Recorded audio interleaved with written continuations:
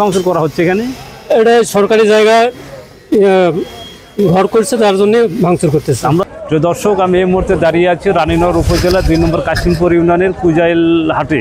এই হাটটি একটু ঐতিহ্য আছে। এই হাটের আশেপাশে প্রায় 100 ব্রয়লার চাতাল আছে এবং প্রতিদিন সকালে এখানে বিশেষ করে মাছের বাজার, জমজট মাছের বাজার, সেই হাট ব্যাপারে কিছু কথা আপনাদের মাঝে তুলে ধরবো।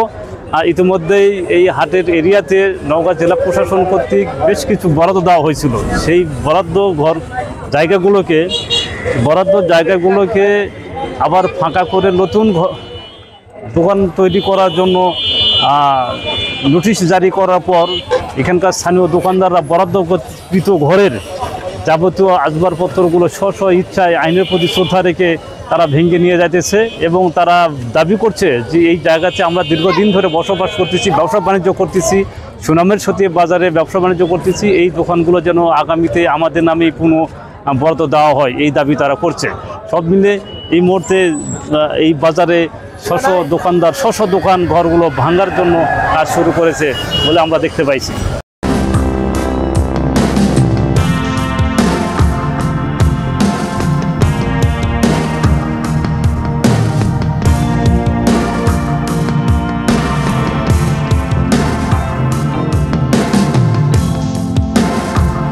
দর্শক, এই মুহূর্তে আপনাদেরকে দেখাতে চাই যে কুজাইল বাজারে সরকার বরাদ্দকৃত যে ঘরগুলো লিজ নিয়ে এখানকার স্থানীয় ব্যবসায়ীরা ব্যবসা করতেছিল, সেই ব্যবসার স্থানগুলো আবার সরকার নোটিশ দেয় এই ঘরগুলো ভেঙে পুনরায় ভবন তৈরি করবে মর্মে আজকে নোটিশ পাওয়া, আজকে মাইকিং ঘোষণা করার পর দোকানপাটগুলো ভেঙে নিয়ে যাচ্ছেন। এই দৃশ্যগুলো আপনাদেরকে দেখানোর জন্য আমি চেষ্টা করতেছি।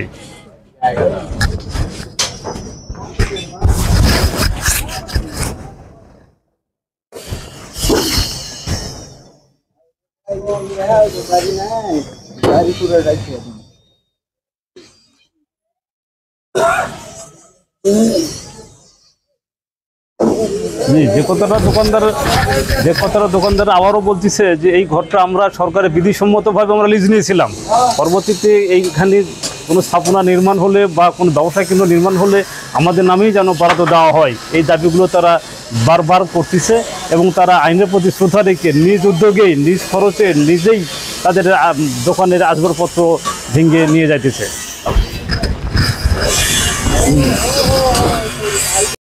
জ্বর হয়েছেন কেন? ভাঙচুর করতেছে, তার জন্য। কিসের ভাঙচুর করা হচ্ছে এখানে?